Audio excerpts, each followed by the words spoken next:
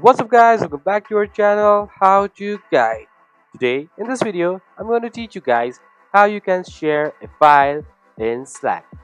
So what you're going to do is let's just go to your Slack and then just choose the person that you want to send a file to. So let me just select this person, and over here you'll be having this plus icon. So you can double click it or just press it once.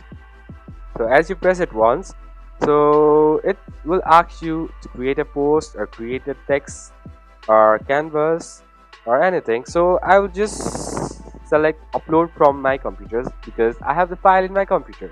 So just select it and choose the file where it is. So let me just choose something like this and just go with this button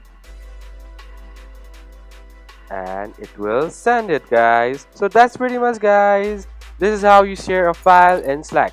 So thank you for watching our video, guys. I hope this video is helpful for you guys. Leave a like if you like our video and also comment down for more reviews and more content like this, and never miss an update from us. So just press the bell icon and also subscribe to our channel, guys. I'll see you guys again in our next video. Thank you for watching, guys. Stay safe.